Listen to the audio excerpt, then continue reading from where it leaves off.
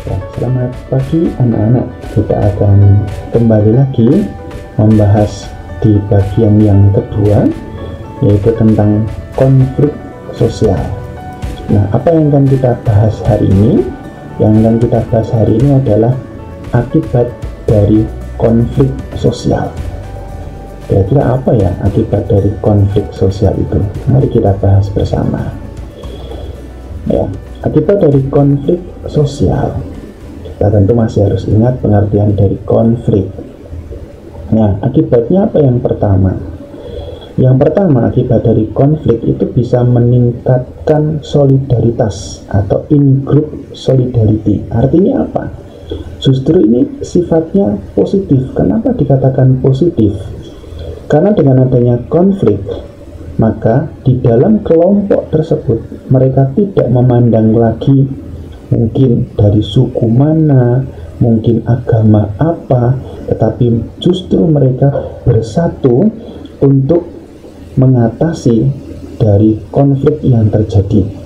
Contoh misalkan kalau kita ingat peristiwa yang ada di Surabaya yang sangat heroik, yaitu yang kemudian dikenal sebagai Hari Pahlawan, Bung Tomo yang menyerukan tentang melawan sekutu. Nah, ini salah satu contoh dari konflik justru sifatnya positif, meningkatnya solidaritas.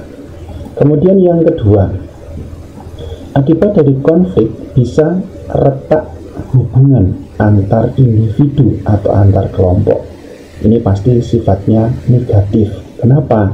Karena dalam konflik itu hubungan antar individu atau antar kelompok pasti bisa retak. Contoh misalkan, kalian mungkin pernah atau pasti pernah tidak suka dengan temanmu, dengan teman kalian. Kenapa? Ya karena mungkin di situ ada perbedaan pendapat, sehingga kemudian ya sudah, aku nggak temenan lagi sama kamu. Nah, ini kan di sini terjadi hubungan antar individu itu menjadi retak, menjadi tidak baik. Kemudian yang ketiga, terjadinya perubahan kepribadian para individu.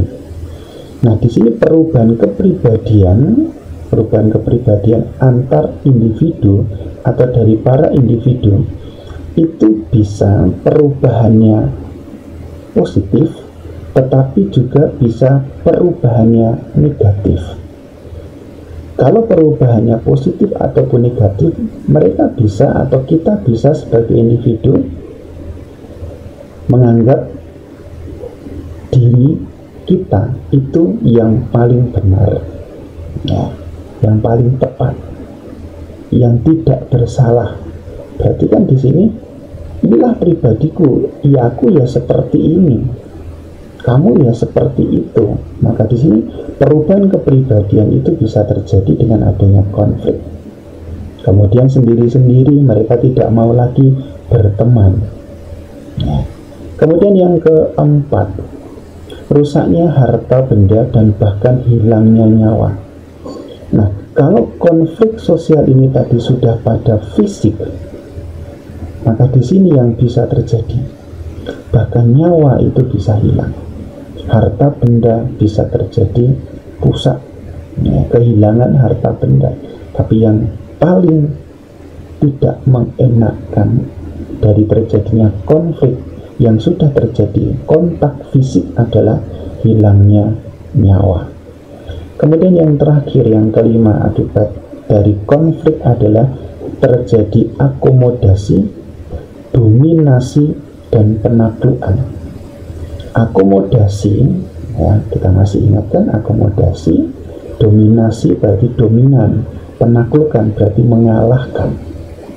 Nah, dari konflik pasti akan terjadi yang seperti ini. Oke. Dalam kehidupan kita sehari-hari, konflik-konflik sosial akan memunculkan akibat-akibat ini tadi. Itu yang pertama. Kemudian yang kedua, bagaimana cara untuk menangani konflik? Ya, ada 5 cara untuk menangani konflik. Yang pertama, menghindar. Ya, Agar tidak terjadi konflik, maka antar individu atau bahkan antar kelompok itu menghindar. Contohnya misalkan, ya, daripada terjadi konflik, daripada terjadi ini itu dan segala macamnya, ya kita menghindar saja dari permasalahan itu, menghindari agar tidak terjadi konflik. Kemudian yang kedua, memaksakan kehendak. Jadi dengan adanya konflik, cara untuk menangani konflik itu dengan cara memaksakan kehendak. Kalau kamu seperti ini, harus seperti ini, maka tidak akan terjadi. Nah, di sini kan memaksakan kehendak. Kata harus, wajib. Nah, maka memaksakan kehendak itu bisa menangani konflik, tapi juga harus hati-hati. Kemudian yang ketiga, dalam menangani konflik itu dengan cara menyesuaikan kepada keinginan orang lain. Ya, menyesuaikan kepada keinginan orang lain. Maumu apa? Enaknya gimana?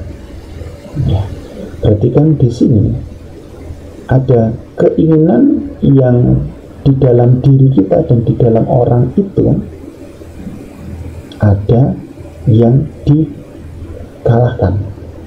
Dalam arti di situ keinginan orang lain juga bisa menjadi bagian keinginan kita. Maka kita menyesuaikan dengan keinginan orang tersebut agar tidak terjadi konflik.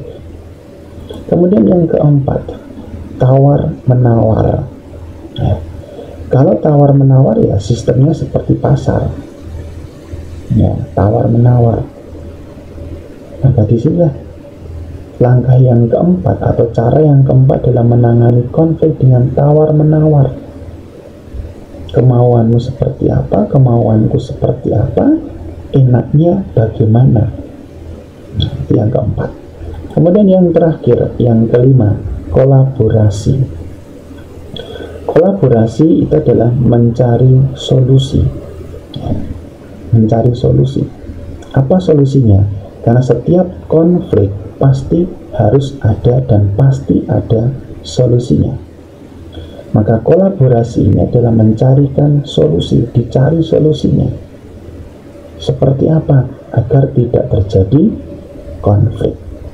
Itulah pembelajaran kita hari ini.